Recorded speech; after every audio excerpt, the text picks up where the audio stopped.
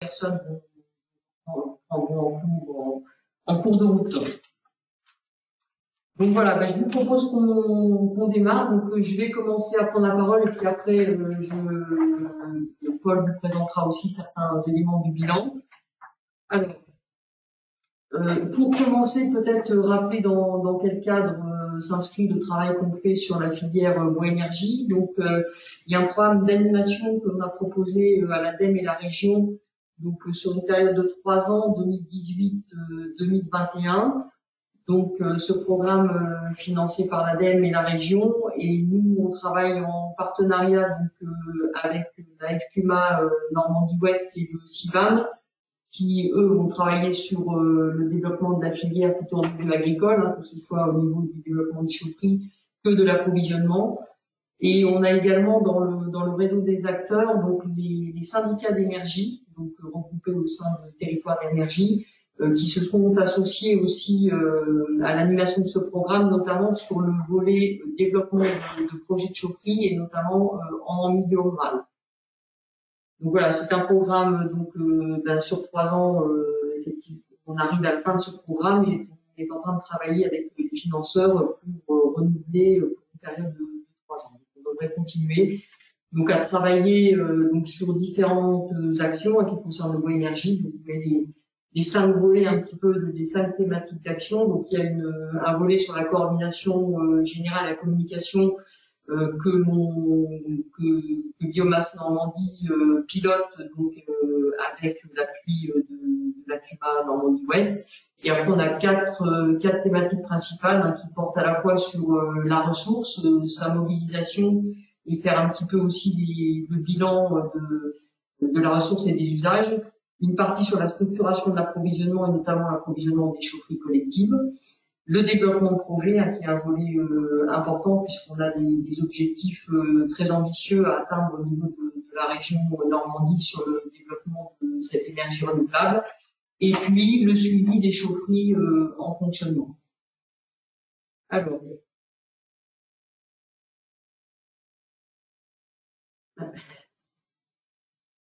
voilà. Alors, les principaux éléments indicateurs donc du bilan qu'on a effectué donc en fin d'année 2019. Donc ce bilan, on l'effectue grâce à un suivi que l'on fait et à une base de données dans laquelle on instruit pas mal d'informations sur les opérations qui ont été réalisées. Donc fin 2019, on recensait 267 chaufferies collectives en fonctionnement, pour 238 mégawatts installés et environ 212 000 tonnes de bois qui ont été consommées sur cette année 2019. Donc, comme vous pouvez le voir sur la cartographie, on a un territoire qui est quand même relativement bien couvert. Donc, les gros carrés bleus que vous voyez, en fait, ce sont les réseaux de chaleur urbains. Donc, je dirais que peut-être un petit peu à l'exception de la Manche où aujourd'hui on n'a pas un territoire qui est complètement couvert, mais on n'est pas non plus dans le département le plus urbanisé. On a la plupart des grandes villes de Normandie qui sont aujourd'hui équipées d'un réseau de chaleur au bois. Donc ces réseaux de chaleur sont associés à environ 200 km de réseau. Et puis on a une multitude de petits points donc qui représentent des chaufferies de taille moins importante, mais donc qui couvrent l'ensemble du territoire. Alors sur cette carte-là, on a mis en évidence des installations qui ont été nouvellement mises en service donc en 2019. Donc c'était pas une grosse année en termes de nouveaux projets, puisqu'en fait on a 4 installations plutôt de petite taille qui ont été mises en service. Donc deux petites chaufferies à granulés sur la ville de Charbon-en-Cotentin et 2 installations bois déchiqueté donc à Lué-les-Monts et dans la Manche et à Rannes dans le département de l'Orne. Donc la particularité quand même de ces 2 dernières opérations, ce sont les premières qui ont été réalisées par les syndicats d'énergie, donc dans le cadre d'une maîtrise d'ouvrage qui a été déléguée par chacune de ces 2 communes au syndicat d'énergie. Donc comme je le disais tout à l'heure, pour les syndicats d'énergie, c'est un développement qui est un petit peu nouveau, puisque voilà, alors tous les syndicats n'en sont pas au même degré d'avancement, mais pour la plupart d'entre eux, ils ont pris cette compétence donc pour développer le bois énergie et on commence donc à avoir des opérations qui se réalisent. Et les installations qui sont notées en bleu, en fait, ça correspond à des sites que l'on a identifiés en 2019 quand on a fait le bilan, mais c'est des installations qui fonctionnaient auparavant parce que il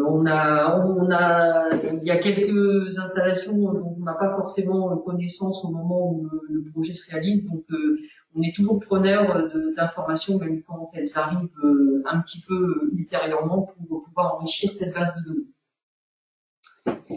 Alors, on a fait une analyse un petit peu de l'ensemble des opérations qui sont réalisées. Donc, sur les 267 chaufferies, donc on peut analyser les choses de différentes façons en fonction des types de combustibles qui sont utilisés. Donc, en gros, on a 2/3 de chaufferies qui fonctionnent au bois déchiqueté et 1/3 qui fonctionnent au granulé.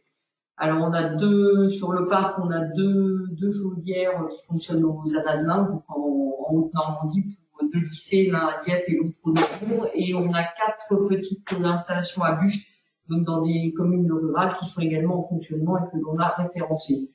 Autre façon d'analyser le parc des chaufferies, c'est le type de projet. Donc nous, on classe les installations, donc les réseaux de chaleur, réseau de chaleur au sens vente d'énergie. Et puis, donc la deuxième catégorie, c'est les réseaux de chaleur communaux. Donc là, on va avoir une commune ou une interco qui va desservir un ensemble de bâtiments d'appartements. Et enfin, les chaufferies dédiées, qui sont les plus nombreuses, donc qui peuvent être de tailles assez diverses.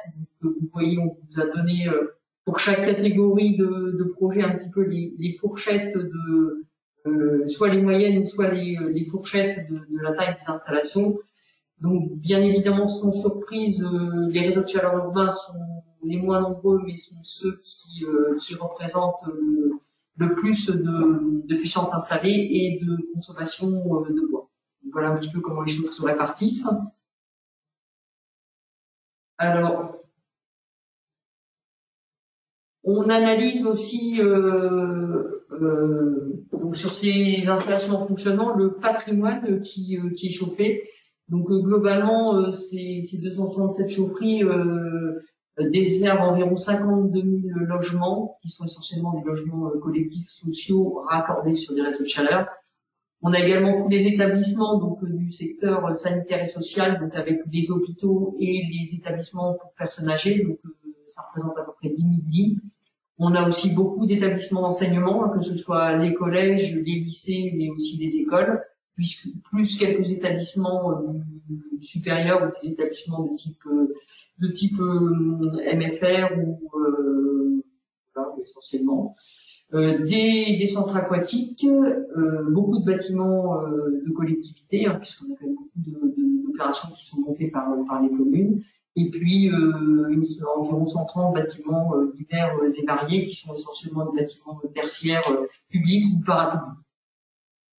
Alors ça, c'est le parc un petit peu du patrimoine chauffé. On essaie aussi d'analyser un petit peu les choses en termes de taux de pénétration. Donc là, on a commencé déjà un travail donc en fonction de sources de données qu'on peut avoir sur, par exemple, les effectifs dans les écoles ou sur le nombre de logements collectifs. Donc ça, c'est un travail aussi qu'on est en train de poursuivre, c'est-à-dire de mettre en place des bases de données de patrimoine et sur ces bases de données, d'inscrire au fur et à mesure que le patrimoine est chauffé au bois, de l'indiquer, ce qui nous permet de ressortir ce type de résultats. Donc on appelle des taux de pénétration. Donc là, sur les établissements de l'enseignement, donc c'est en effectif. Sur les logements collectifs, c'est par rapport au nombre de logements, et sur les centres aquatiques, donc c'est par rapport au nombre de logements. Donc au nombre de centres aquatiques. Du coup, on a des résultats qui peuvent être un petit peu différenciés suivant les départements aussi. Ça va dépendre un petit peu des stratégies. C'est vrai que si on regarde par exemple les collèges, on voit effectivement qu'on a un pourcentage, un taux d'effectif relativement important dans le département de la Manche qui effectivement a une stratégie, à développer une stratégie un petit peu spécifique d'équipement d'une partie de son patrimoine de collège en Chaudière-Bois, donc au travers d'un CPPE qui avait été monté en 2012. Et là, ils ont engagé à nouveau un contrat patrimonial pour équiper 4 ou 5 collèges. Donc voilà, dans les lycées, pareil, on voit effectivement que dans l'Eure, on a une proportion importante de lycées qui sont équipés, et dans l'Orne également. Voilà ce qu'on peut dire. Alors globalement, sur l'ensemble de ce parc, en termes de consommation, donc, on a à peu près 212 000 tonnes de bois qui ont été consommées en 2018. Si on ramène les consommations de chaque département à la population, donc là, on voit des résultats un petit peu différents par rapport aux valeurs absolues. Parce qu'en valeur absolue, effectivement, le département qui contribue pour la plus grande partie aux consommations de bois, c'est la Seine-Maritime, mais ce qui n'est pas très surprenant parce que c'est aussi le département qui est le plus peuplé. Donc c'est là qu'on y retrouve notamment des réseaux de chaleur urbains de forte importance qui ont des consommations d'énergie importantes. On a des réseaux sur Rouen, Maromme, Saint-Étienne-du-Rouvray, Gonfremont-de-Lanché, de Châtel-en-Bray, Le Havre, Notre-Dame-de-Gravenchon, donc beaucoup de réseaux de chaleur. Derrière, les deux départements qui suivent sont l'Orne et le Calvados, avec un petit peu moins de 20% de consommation totale de bois. Et enfin, la Manche et l'Eure qui ont à peu près une dizaine de pourcents chacun de consommation totale de bois. Donc on peut noter quand même le ratio du département de l'Orne, qui est très largement au-dessus, puisque c'est un département pas très peuplé, par contre qui est très boisé et qui est déjà très bien équipé en chaufferie bois et notamment en réseau de chaleur dans ces grandes villes. Un mot peut-être sur l'évolution des consommations de bois énergie depuis une dizaine d'années, ou ouais. Juste pour préciser que la baisse qui est observée depuis 3-4 ans n'est pas du tout liée à l'augmentation de la population. Il y a on note une baisse des consommations de bois énergie dans les chaufferies existantes pour différentes raisons qu'on pourra peut-être sur lesquelles on pourra revenir un petit peu plus tard. Mais voilà, c'est une petite introduction sur ces aspects-là. Alors du coup, je vais passer la parole à Paul qui va vous parler de l'enquête qu'on fait chaque année sur les consommations de bois, parce que ce que je n'ai pas dit effectivement par rapport au bilan que je viens de vous présenter, c'est que les consommations de bois, donc enregistrées pour l'année, sont le fruit justement de ce travail d'enquête, donc qui était en l'occurrence l'enquête qui a porté sur la saison 2018-2019. Donc voilà, c'est la parole à Paul. Donc voilà, certains d'entre vous le savent peut-être déjà, mais tous les ans on conduit une longue enquête sur les consommations de bois des chaufferies collectives de la Normandie. Donc la saison 2018-2019 n'y a pas échappé. On a de plus en plus de retours vis-à-vis de cette enquête. On a l'équivalent de 95 à 96% en nombre des installations qui nous ont dont les informations nous ont été transmises. Si on raisonne en tonnage, on est à 99,8%. Donc on a la quasi-exhaustivité des consommations de bois du parc de chaufferie collective normand. Pour le reste, on reprend soit les données des enquêtes antérieures, soit on les estime, tout simplement. Donc en général, on va lancer ces enquêtes courant novembre, et on arrive à traiter les données au niveau du deuxième trimestre de l'année suivante. Donc certains d'entre vous seront peut-être concernés, mais l'enquête sur l'année 2019-2020 ne va pas tarder, et vous serez bien évidemment sollicité.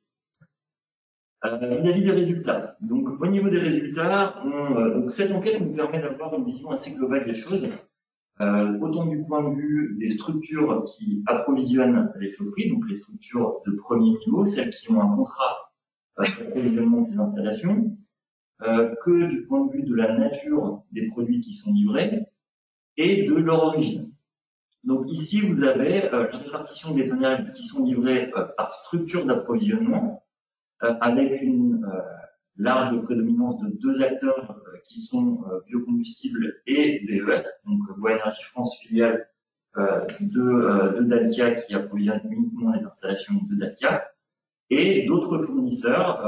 Vous allez retrouver pour 4% des fournisseurs, disons, assez représentés d'un point de vue national, donc avec Soven, filiale d'Engie, Biver, qui est une société basée dans l'Oise, et Ecosys, qui a un rayonnement national. Derrière, pour 3%, vous allez retrouver des structures agricoles et forestières beaucoup plus locales, des structures principalement départementales. Donc, au sein des structures agricoles, vous allez retrouver Ecobois qui intervient dans la Manche, la SIC, Bois Bocage Énergie qui intervient plutôt dans l'Orne, Bois Énergie 14 dans le Calvados et Eden en Seine-Maritime. Environnement et forêt. Donc là, sont uniquement des structures qui livrent du bois bocager, donc des structures agricoles. Environnement et forêt est une structure qui livre plutôt du bois forestier. Les autres fournisseurs, donc ça c'est vraiment un package de fournisseurs qui vont intervenir beaucoup plus ponctuellement et qui sont regroupés ici pour donner un petit peu plus de visibilité au graphique. Le granulé, donc même si le parc de chaufferie granulée est assez important, ne représente que 0,8% des consommations totales qui sont de 200 000 tonnes sur la saison passée. Et on a quand même une large représentation assez importante de l'auto-approvisionnement, 2,8%, qui est en majeure partie liée à l'approvisionnement de la chaufferie du CETOM, puisque le CETOM valorise en fait des bois d'élagage qui sont collectés au niveau du réseau de déchetterie du syndicat. C'est le CETOM de l'Eure. Du CETOM de l'Eure, tout à fait. On arrive également à identifier via ces enquêtes tous les flux entre ces structures d'approvisionnement. C'est-à-dire que même si certaines structures d'approvisionnement sont titulaires du contrat d'approvisionnement, elles peuvent sous-traiter une partie de ces approvisionnements, et on estime qu'environ 25 000 tonnes de ce total de 211 000 tonnes est sous-traité à d'autres structures que vous voyez apparaître ici.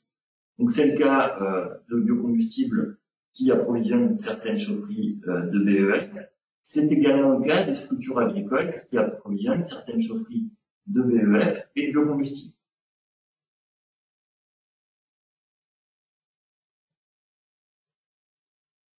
Un petit focus sur les petites chaufferies, donc les chaufferies de moins de 500 kW. Où là, la répartition de ces structures d'appro est complètement différente. Donc le total des tonnages qui sont livrés au sein de ces 213 chaufferies, c'est 12 000 tonnes. On est sur un volume beaucoup moins important, avec une répartition assez homogène entre les structures régionales et nationales que sont biocombustibles, BEF et Soven, pour 30%, et un autre tiers qui est approvisionné par des structures départementales, principalement agricoles, uniquement agricoles d'ailleurs. Environnement et forêt intervient dans ce cadre pour 11% des volumes livrés en chaufferie, et les fournisseurs de granulés pour 13%. Simplement, les fournisseurs de granulés, ils sont 6 fournisseurs principaux, donc à alimenter environ 1700 tonnes de granulés sur le territoire.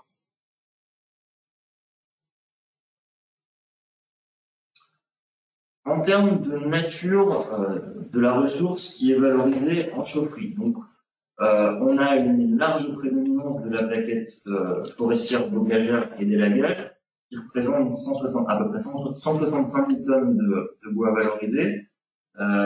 C'est 78% de la ressource globale valorisée sur le territoire. Alors la plaquette forestière, qu'elle soit humide ou sèche, est majoritaire aussi dans cette part de PFBE. On va retrouver derrière un petit peu d'écorce de manière assez limitée pour 2%, des connexes de Syrie qui représentent 12 à 13% des bois valorisés en chaufferie, et des bois de palette, donc des déchets de bois SSD, qui représentent 7%, un petit peu moins de 7% des volumes valorisés en chaufferie.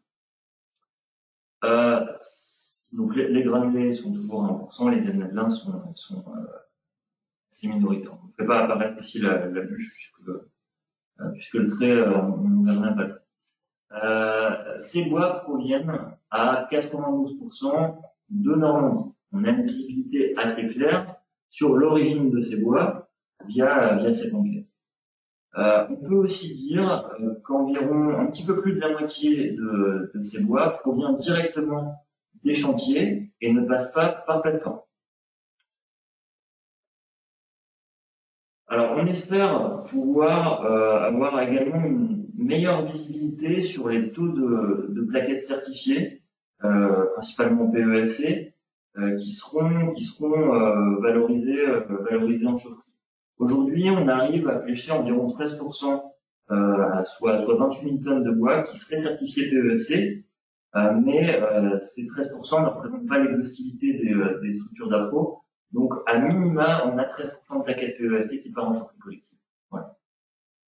Et on espère creuser un petit peu plus tout ça lors de la prochaine enquête.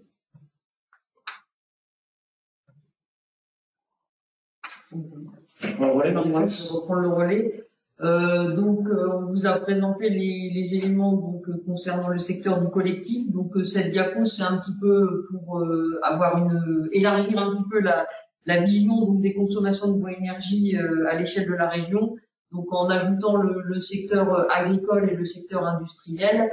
Alors au niveau du secteur agricole, puisque on travaille maintenant depuis presque 3 ans avec l'AFPUMA, donc on a essayé d'intégrer justement dans nos bilans des éléments là-dessus. Donc c'est fait à partir d'un recensement qui est fait et qui va être amené aussi à être développé, qui est un petit peu repris, puisque la FPUMA a commencé à mettre en place une base de données justement pour recenser tout ça. Donc il y a environ de mémoire, on doit être à peu près entre 500 et 600 installations agricoles qui sont identifiées et donc qui représentent.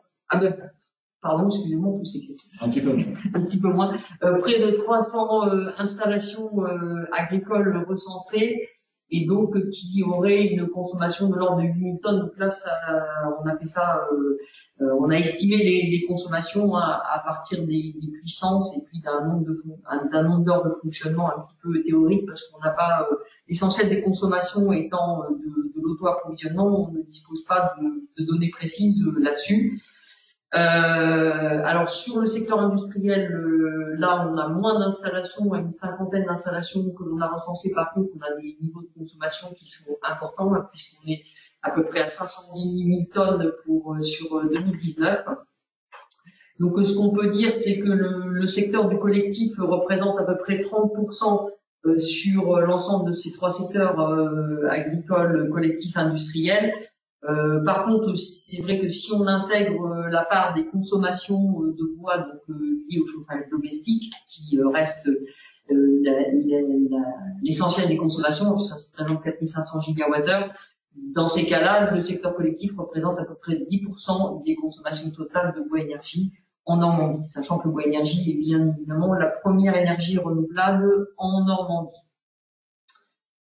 Alors c'est ce que Paul vous disait tout à l'heure. Là, on a repris un graphique qui présente l'évolution des consommations de bois dans les chaufferies collectives depuis 2015.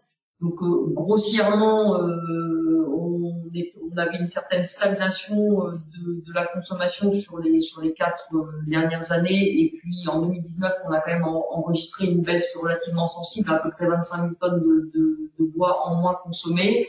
Alors plusieurs remarques effectivement sur cette période des 4 années passées.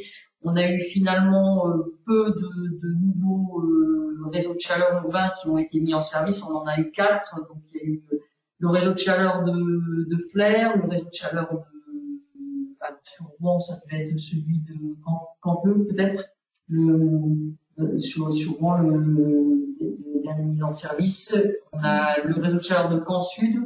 C'est Mont-Saint-Aignan. Mont-Saint-Aignan, pardon. Mont-Saint-Aignan, le réseau de chaleur de Caen Sud et le dernier mis en service qui était celui de Alençon, enfin Donc Alençon, il y en avait déjà en fonctionnement, mais celui du secteur ouest de Alençon qui a été mis en service à la fin de l'année 2018.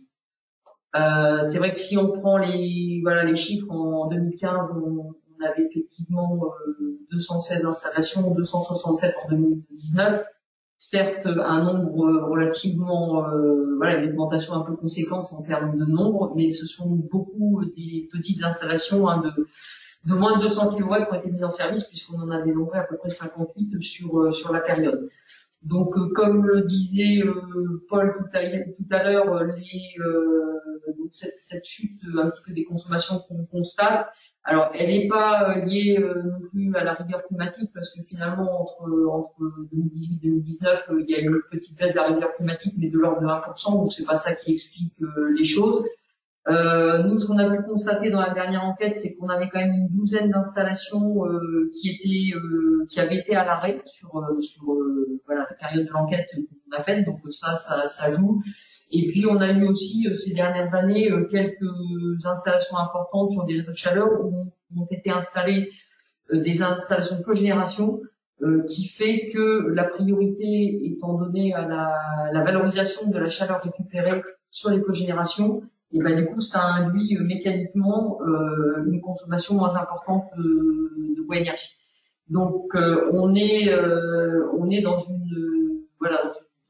le bilan est un petit peu mitigé, on va dire, sur l'évolution des consommations de bois énergie et sur le développement de ces chaufferies collectives, parce qu'on est quand même dans une période où on vient de passer 2-3 années où il n'y a pas énormément de projets, en tout cas de projets structurants importants qui sortent. Donc on voulait aussi vous montrer cette diapositive qui permet de constater la façon dont le prix du gaz a évolué ces dernières années, et on voit nettement qu'il y a quand même un parallèle, on va dire, entre le développement des projets justement qui est fortement ralenti et le prix du gaz qui a fortement baissé ces derniers temps. Donc on espère que le prix du gaz a baissé. En plus, la contribution climat-énergie donc a été gelée, comme vous le savez, en 2018, alors qu'elle devait augmenter jusqu'en 2022. Donc nous on comptait au début du programme en 2018, on comptait fort, on va dire, là-dessus aussi pour conserver une dynamique sur le développement des projets. Alors non pas qu'on n'ait pas travaillé sur des projets, on a fait un certain nombre d'études pour des projets de réseau de chaleur, mais ça a un petit peu de mal à se concrétiser, et la mayonnaise a un petit peu de mal à prendre aussi pour ces raisons. Alors pour ces raisons aussi, on a décidé dans le courant de l'année de lancer un plan de communication. Donc pour ça, on a élaboré deux fiches que vous avez peut-être déjà pu voir sur notre site internet, parce qu'elles ont été mises en ligne une dizaine de jours. Donc on a fait une plaquette qui présente un petit peu le programme d'animation et qui présente ce que Biomasse Normandie peut faire dans le cadre de ce programme, et notamment l'accompagnement qu'on peut proposer aux collectivités et aux porteurs de projets pour les accompagner dans des démarches de développement de projets. Et on a fait aussi un deuxième document, donc une fiche sur la ressource. Donc vous pourrez, on va pas en détailler le contenu aujourd'hui, mais vous pourrez les regarder, et puis si vous avez des questions, revenir vers nous. Elle est diffusée. Et l'idée étant de montrer, de donner des chiffres et de montrer que il y a aujourd'hui en Normandie de la disponibilité encore pour monter de nombreux projets bois énergie.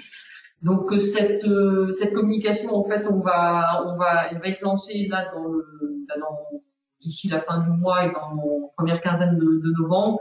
Donc elle va s'adresser, on a ciblé essentiellement les communes de plus de 1000 habitants, tous les EPCI, les chargés de mission des PCAET sur les territoires. On va aussi cibler de façon privilégiée les territoires qui s'inscrivent dans une démarche forte de transition énergétique, donc notamment tous les territoires qui ont été lauréats de l'ANI régionale 100% ENR. Donc dans ces territoires-là, on va élargir un petit peu la diffusion, notamment auprès des établissements sanitaires et sociaux, des bailleurs sociaux, pour essayer de lancer un petit peu une dynamique de nouveaux projets. Donc voilà un petit peu là où on en est. Et on a terminé. Voilà, donc on en a terminé de ce qu'on avait préparé et ce qu'on voulait vous présenter. Donc voilà, maintenant nous sommes tout oui à vos éventuelles questions ou remarques. Alors vous pouvez nous poser vos questions en activant votre micro ou en envoyant des messages sur le chat. Peu importe.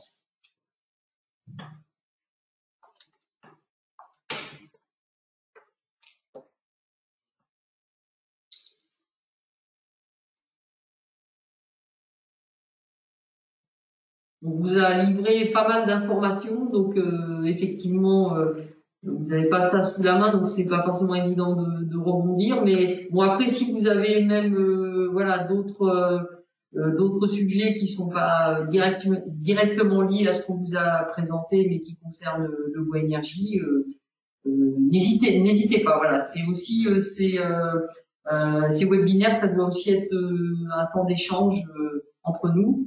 Alors, des projets collectifs de grosse puissance en cours, est-ce qu'il y en a? Alors, comme Marie-France vous le disait, on a réalisé plusieurs études d'opportunité sur des projets de puissance assez importante, notamment sur Saint-Lô, sur Dieppe, sur Deauville. Là, il y a une étude qui est en cours. J'en oublie peut-être sur Cournet-en-Bray aussi, il y a eu une approche qui a été faite, donc c'est 2 à 3 dernières années, hein, c'est assez récent. Certains projets voient aboutir, les collectivités ont l'air de s'emparer du sujet. Après, il y a eu le sujet des élections aussi dernièrement. Saint-Lô Aglos s'est emparé du sujet en lançant une étude de FESA qui est toujours en cours. Dieppe doit lancer également son étude de faisabilité, mais ça met beaucoup de temps à se mettre en place. Mais voilà, on y passe aussi pas mal de temps pour essayer de mobiliser aussi bien les élus que les futurs usagers potentiels de ces réseaux de chaleur, parce qu'on parle uniquement de réseaux de chaleur urbains, mais ce sont des démarches qui sont assez longues, hein, assez longues.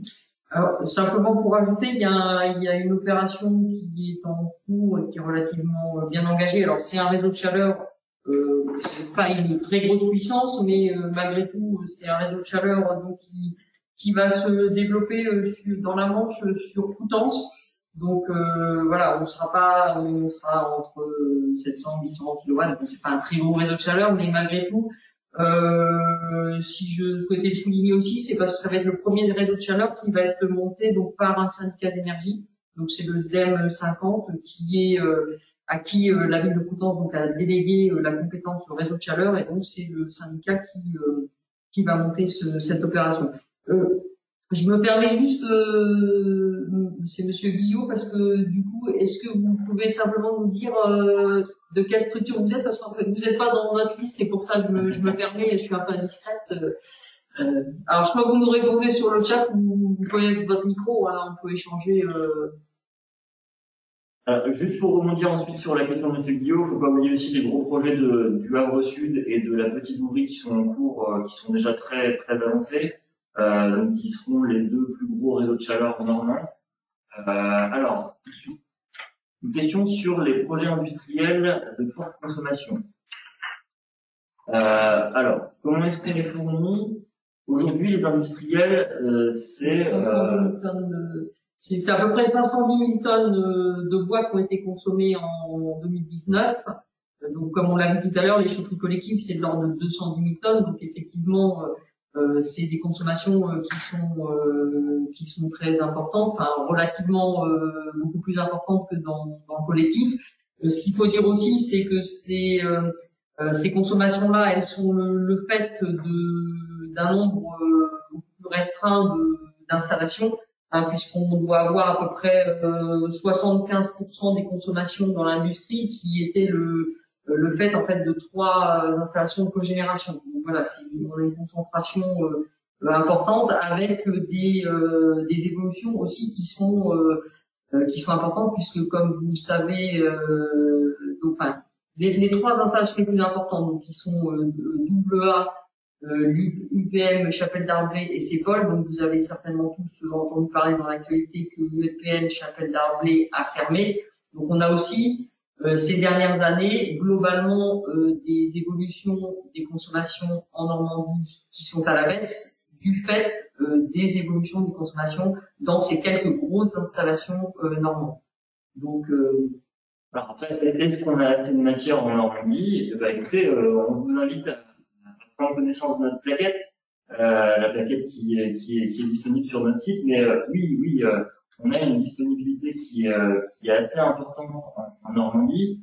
Ce qu'il faut avoir en tête, c'est que aujourd'hui, on a une ressource forestière qui est de l'ordre de 3 300 000 tonnes de bois, d'une ressource mobilisable annuellement, hein, de 3 300 000 tonnes. On a au niveau du blocage une ressource qui est de l'ordre d'1 800 000 tonnes. On a des bois en fin de vie aussi, donc plutôt des déchets de bois, avec une ressource qui est annuellement de l'ordre de 380 000 tonnes. Donc ça, c'est ce qu'il y a vraiment, c'est la ressource annuelle qu'il est possible de mobiliser. Aujourd'hui, on a une disponibilité sur cette ressource annuelle qui est de l'ordre de 2 600 000 tonnes. À mettre en parallèle aux consommations actuelles des chaufferies collectives qui sont de 210 000 tonnes, aux consommations des chaufferies industrielles qui sont actuellement de 500 à 510 000 tonnes. Donc oui, on a assez de matière, pour continuer de développer des projets, aussi bien collectifs qu'industriels, et justement, on fait tout pour pousser l'émergence de ces nouveaux projets.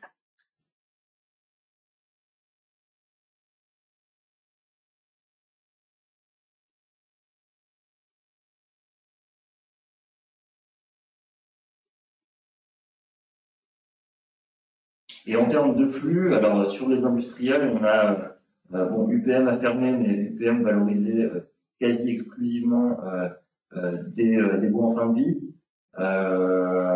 Et sur la papeterie de AA et sur l'unité de CEPOL, on est sur un mix produit plaquettes forestières, connex de scierie, quelque chose d'assez classique.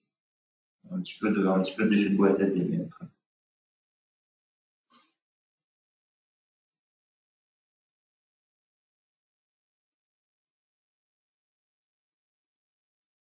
Écoutez, s'il n'y a pas d'autres questions, on va peut-être vous proposer de clore ce webinaire et en profiter pour vous remercier tous de votre participation. Donc la présentation sera disponible, je ne sais pas par quel biais, mais je suppose que nos chers collègues vont vous envoyer un lien pour que vous puissiez en disposer. Et puis, comme vous l'avez vu sur la dernière diapo, donc il y a d'autres webinaires sur d'autres sujets qu'ils ont prévus. Donc voilà, si ça vous intéresse, n'hésitez pas à vous connecter et à retenir les dates prévues. Donc de toute façon, elles sont affichées sur notre site internet. Voilà. Écoutez, merci à tous. Merci beaucoup. Bonne fin de journée à tous. Bonne fin de journée. Au revoir.